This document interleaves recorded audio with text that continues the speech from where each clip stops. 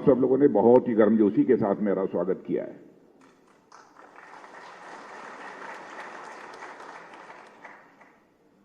लेकिन आप जानते हैं, भारत की परंपरा है और शिष्टाचार का तकाजा भी है। स्वागत, अभिनंदन और सलाम दुआ कभी एक तरफा नहीं होनी चाहिए। इसलिए मैं भी अपनी तरफ से शीश झुकाकर आप सभी बहनों भाइयों का हार्दिक अभिनंदन करता हूं, स्वागत करता हूं। मेरा यह सौभाग्य रहा है कि आज सीतामढ़ी में आने का मुझे अवसर प्राप्त हुआ है और मां सीता मैया की जन्मस्थली पर आकर और उनके पावन मंदिर में जाकर मुझे सिर झुकाने का और उनका आशीर्वाद प्राप्त करने का भी अवसर प्राप्त हुआ है।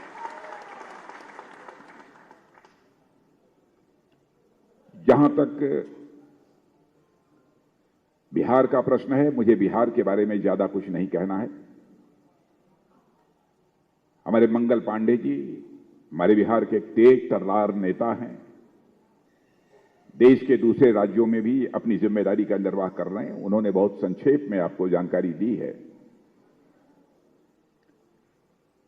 और आगे भी मुझे बहुत बड़ी पब्लिक मीटिंग को, बड़ी सार्वजनिक सभा को भी संबोधित करना है।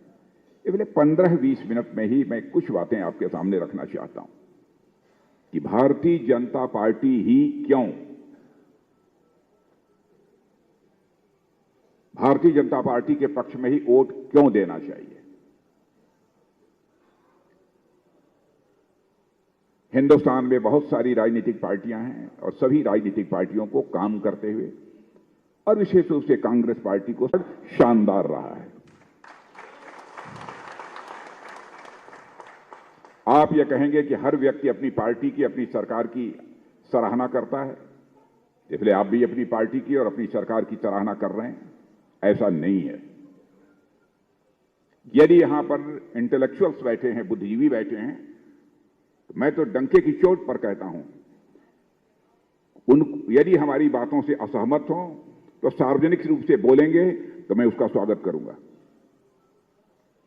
ट्रैक रिकॉर्ड शानदार रहने की बात मैं इसलिए कर रहा हूं, 10 वर्षों का समय गुजर गया।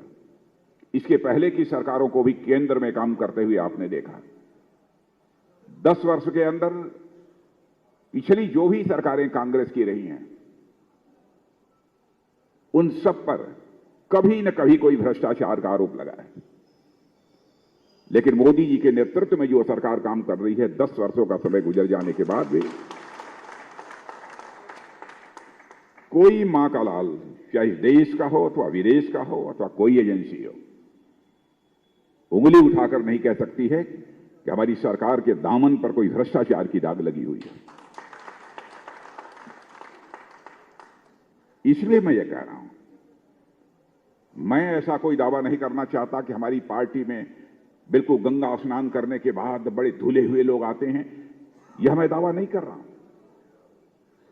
लेकिन यदि हम सरकार चलाते हैं तो सरकार चलाते समय इस बात की पूरी सावधानी बरतते हैं कि जनता ने जिस विश्वास और जिस भरोसे के साथ हमको यह जिम्मेदारी सौंपी है,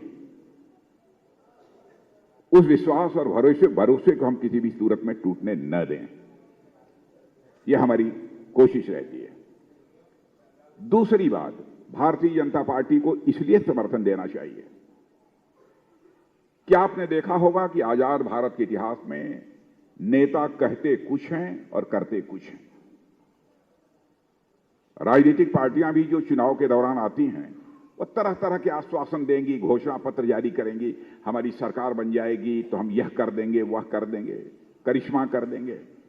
बहुत सारे आश्वासन सारी राजनीतिक पार्टियां देती हैं, हम लोग भी आश्वासन देते हैं। लेकिन मैं आपसे विनम्रतापूर्वक निवेदन करना चाहता हूं और विशेष रूप से बुद्धिजीवी वर्ग से मैं निवेदन करना चाहता हूं। 2014 में मैं पार्टी का राष्ट्रीय अध्यक्ष था। उस समय भी एक घोषणा पत्र बना था मेरे रहते, और उसमें मोदी जी प्रधानमंत्री के उम्मीदवार बन चुके थे। मोदी जी बार बार मुझसे कहते थे कि अध्यक्ष जी, इस बात का ध्यान रखिएगा कि कहीं घोषणा पत्र में कोई ऐसी चीज न आ जाए जिसे हम पूरा न कर पाएं। और आपको जानकर खुशी होगी, 2019 में भी जब घोषणा पत्र बनने लगा तो मैं भारत का गृह मंत्री था। उस समय भी मोदी जी ने यह कहा कि राजनाथ जी, इस घोषणा पत्र बनाने की जिम्मेदारी आप ही निभाइएगा।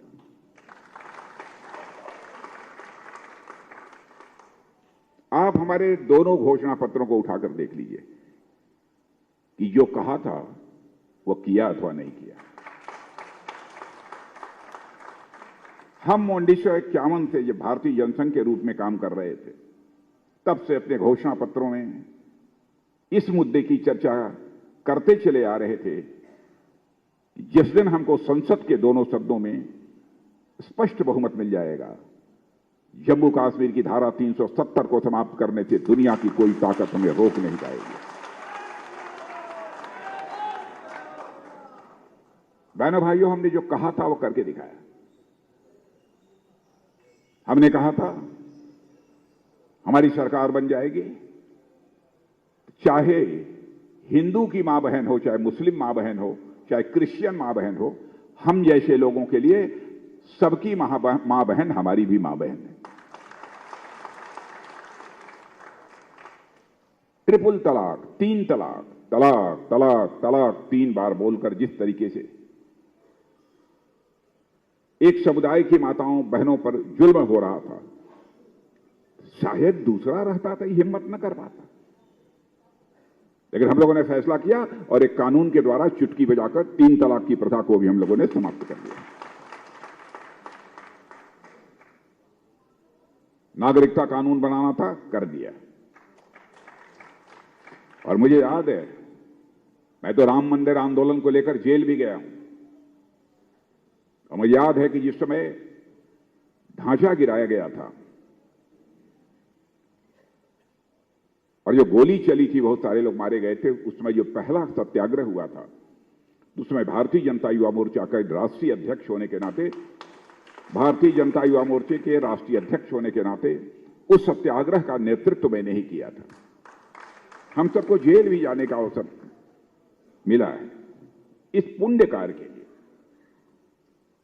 लेकिन हम पहले से लगभग, जहां तक मेरी जानकारी है, 1984 से लगातार हम कहते चले आ रहे हैं, हमारी सरकार बनेगी तो अयोध्या की धरती पर भव्य राम का मंदिर बनकर रहेगा।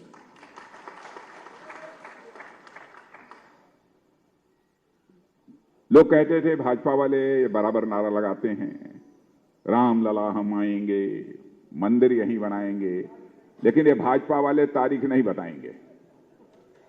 आपने देखा वो 22 जनवरी का दिन आ गया कि रामलला के विग्रह की प्राण प्रतिष्ठा हमारे प्रधानमंत्री जी ने कर दी।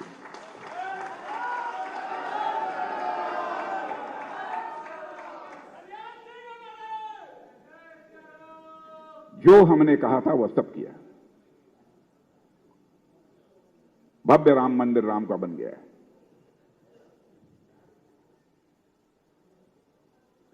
मुद्दे बहुत सारे हैं। हम लोगों ने कहा था, अब मैं इन सारी चीजों को के बारे में बतलाना शुरू करूंगा तो बहुत लंबा समय लग जाएगा, इसलिए मैं बहुत संक्षेप में चीजों को बतला रहा हूं। और इन 2, 3, 4 बातों की चर्चा मैंने इसलिए की कि मनुष्य के जीवन की सबसे बड़ी पूंजी यदि कोई होती है, अथवा किसी संस्था अथवा किसी भी राजनीतिक पार्टी की सबसे बड़ी पूंजी यदि होती है, विश्वसनीयता, क्रेडिबिलिटी। जो कहा उसे करे, या तो कहिए मत, कहिए तो करिए। और आपने देखा होगा भारत की राजनीति में नेताओं की कथनी और करनी, उनके कहने और करने, उनके वर्ड्स और डीड्स में अंतर होने के कारण ही भारत की राजनीति और भारत के नेताओं पर से जनता का विश्वास धीरे धीरे समाप्त होता चला गया। लेकिन भारत की राजनीति में पैदा हुए इस विश्वास के संकट को चुनौती के रूप में यदि किसी राजनीतिक पार्टी ने स्वीकार किया तो भारतीय जनता पार्टी ने स्वीकार किया, और हम लोगों ने उस पर विजय प्राप्त की। मैं दावे के साथ कह सकता हूं कि हिंदुस्तान की सर्वाधिक विश्वसनीय पार्टी यदि कोई है तो हमारी आपकी पार्टी है, भारतीय जनता पार्टी। कोई बताए कि मोदी जी ने यह कहा था, नहीं किया। इसलिए मैं कह रहा हूं आपसे, और इसीलिए ऐसे ही मैंने नहीं कहा कि मोदी सरकार का ट्रैक रिकॉर्ड शानदार रहा है, कुछ सोच समझ कर मैंने कहा है। अब ऐसे भी आप जानते हैं मैं उल जुलूल नहीं बोलता हूं, संसद में भी बोलना होता है तो मैं बहुत सावधानी रखता हूं। शब्दों का चयन ठीक होना चाहिए, किसी को आहत होने वाले शब्दों का प्रयोग नहीं किया जाना चाहिए, यह सब पूरी सावधानी में बरतता हूं। जो कुछ भी कह रहा हूं सोच समझ कर कह रहा हूं, नाप तौल कर कह रहा हूं। एक और याद दिलाना चाहता हूं आपको,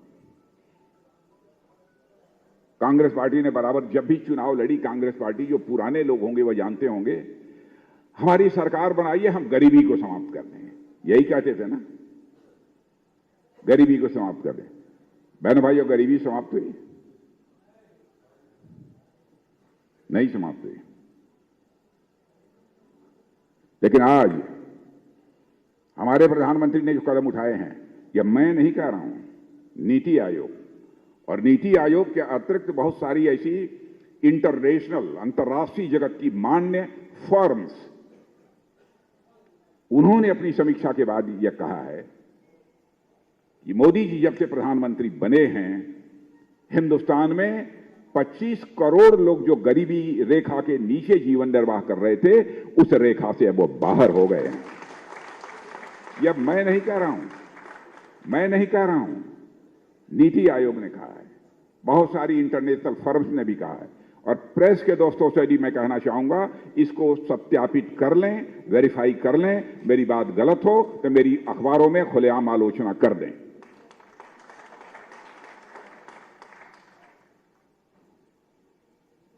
गरीबी हम आएंगे, गरीबी हटाएंगे, गरीबी हटिए। गरीबी भाषण देकर दूर नहीं की जा सकती, काम करना पड़ेगा। काम करने वाले व्यक्ति के अंदर संवेदनशीलता चाहिए, गरीबों के लिए कुछ कर गुजरने की तड़पन चाहिए, वही कर सकता है, सब नहीं कर सकते। बहुत सारी ऐसी चीजें।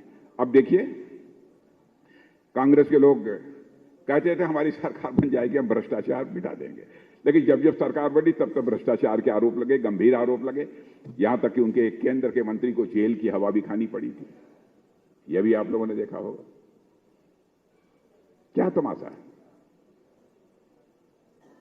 क्यों कहते हैं, क्यों विश्वास का संकट पैदा करते हैं? अब देखिए, धन दौलत के मामले में, यानी देश की अर्थव्यवस्था के बारे में मैं दो बातें आपके सामने करना चाहूंगा। पहले जब मोदी जी प्रधानमंत्री नहीं बने थे, दुनिया के जो सारे देश हैं, अर्थव्यवस्था के आकार के मामले में, यानी धन दौलत के आकार के मामले में भारत सारी दुनिया में 11वें स्थान पर था। और आज मैं नहीं कह रहा हूं, ये बड़ी बड़ी फाइनेंशियल फर्म्स, उन्होंने कहा है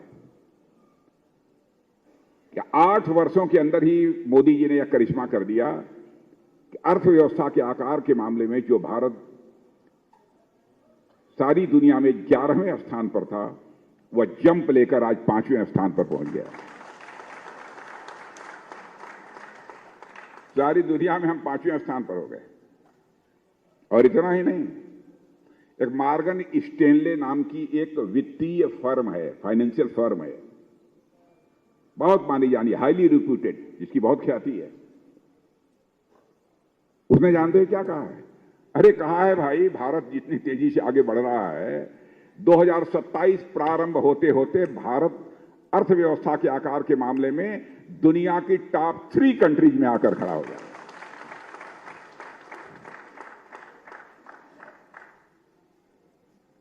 और हमारे प्रधानमंत्री का हौसला देखिए।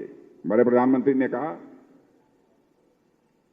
कि 2047 आते आते, यानी आजादी के 100 वर्ष पूरे होते होते, हम भारत को दुनिया का विकसित देश बनाकर ही दम लेंगे। यह है हमारी। तो सब मिलाजुलाकर यह देश इतनी तेजी के साथ आगे बढ़ रहा है। साख प्रधानमंत्री की, देश की साख। पहले अंतर्राष्ट्रीय मंचों पर भारत कुछ बोलता था ना, कोई बड़ी सारे विश्व की बैठक होती थी, उसमें भारत कुछ बोलता था तो लोग भारत की बातों को गंभीरतापूर्वक नहीं सुनते थे। भारत कमजोर देश है, सुनो न सुनो कोई फर्क नहीं पड़ता है। देखिए बहनों भाइयों, आज अपनी सीना ठोक कर आप कह सकते हैं कि अंतर्राष्ट्रीय मंचों पर यदि भारत कुछ बोलता है, सारी दुनिया कान खोलकर सुनती है भारत बोल क्या रहा है। यह है भारत, यह साख सारी दुनिया में भारत की बनी है। और ये घटना शायद अखबारों में आप लोगों ने पढ़ी होगी उस समय। रूस और यूक्रेन की लड़ाई चल रही है, मालूम है 2 साल से। कितने लोगों को मालूम है? सबको मालूम है।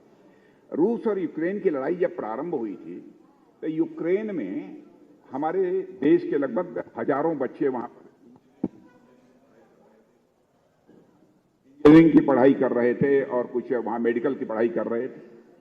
उनके जो यहां गार्जियन थे वो बहुत चिंतित थे, क्योंकि रूस की तरफ से लगातार मिसाइल चल रही थी। बड़ी संख्या में यूक्रेन में लोग मारे जा रहे थे। स्वाभाविक है, मां पिता को इस बात की चिंता थी कहीं हमारे बच्चे भी संकट में फंस न जाएं, कहीं हम भी अपना लाल खो न दें। तो प्रधानमंत्री जी से उन्होंने मांग करना प्रारंभ किया कि मोदी जी, चाहे जैसे भी हो, हमारे बच्चों को यूक्रेन से बाहर निकालिए, हमारे बच्चे पढ़ें या न पढ़ें। दुनिया का, देश का कोई प्रधानमंत्री जो काम नहीं कर पाया वो हमारे प्रधानमंत्री मोदी जी ने कर दिखाया। उन्होंने चटपट रूस के राष्ट्रपति मिस्टर पुतिन से बात की, यूक्रेन के राष्ट्रपति मिस्टर जेलेंस्की से बात की, और साथ ही दुनिया का जो ताकतवर देश माना जाता है अमेरिका, उसके राष्ट्रपति मिस्टर बाइडेन से भी बात की।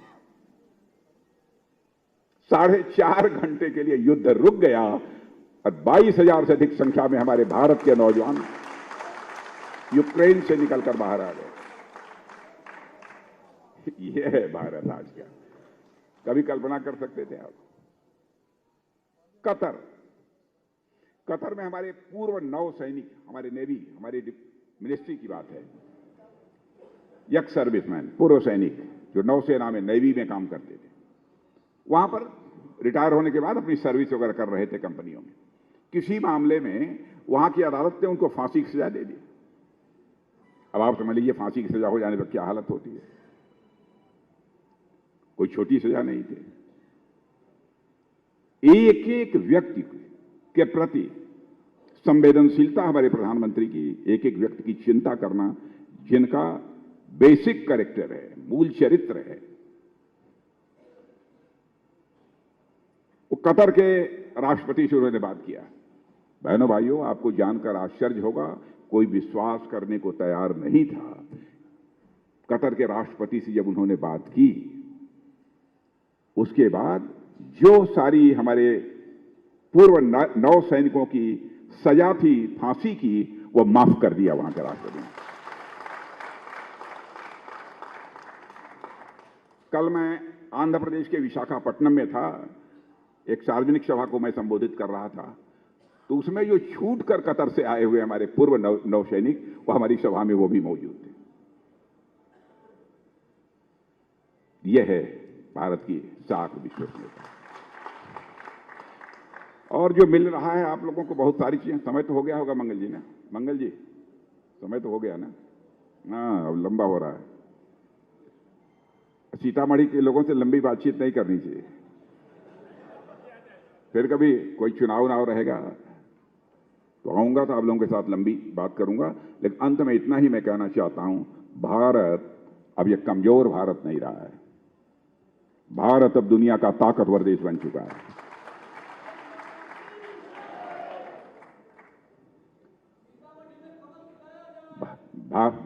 भारत की तरफ आंख उठाने की यदि कोई अनावश्यक जरूरत करेगा तो उसका मुंहतोड़ जवाब देने की ताकत भारत के अंदर है।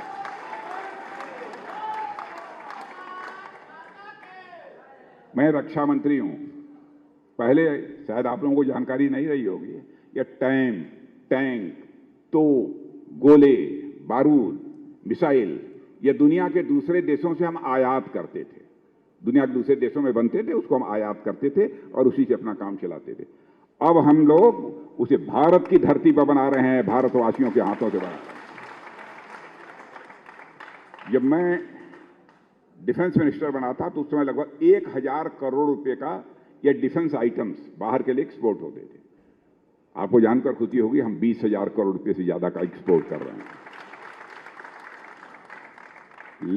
1 लाख करोड़ से ज्यादा हम रक्षा उत्पादन कर रहे हैं।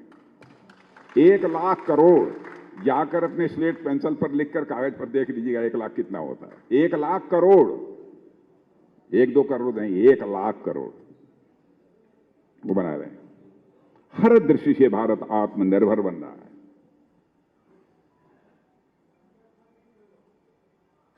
और इतना ही नहीं, दुनिया के राष्ट्राध्यक्ष भी अब कहने लगे हैं 21वीं सदी यदि इस दुनिया में किसी की होने जा रही है तो 21वीं सदी भारत की होगी, भारत की होगी। तो हम सबके लिए ये बहुत ही गौरव का विषय है। इसलिए मैं आप सबसे विनम्र अपील करना चाहता हूं कि आप सबका स्नेह, आप सबका प्यार, आप सबका आशीर्वाद भारतीय जनता पार्टी पर बना रहे। मैं जानता हूं है, बना रहे और पूरी ताकत लेकर भारतीय जनता पार्टी का झंडा ऊंचा रखिएगा, यही अपील करते हुए और हम आपको विश्वास दिलाते हैं हमारे प्रधानमंत्री के नेतृत्व में भारत का मस्तक सदैव ऊंचा रहेगा। आप सबको बहुत बहुत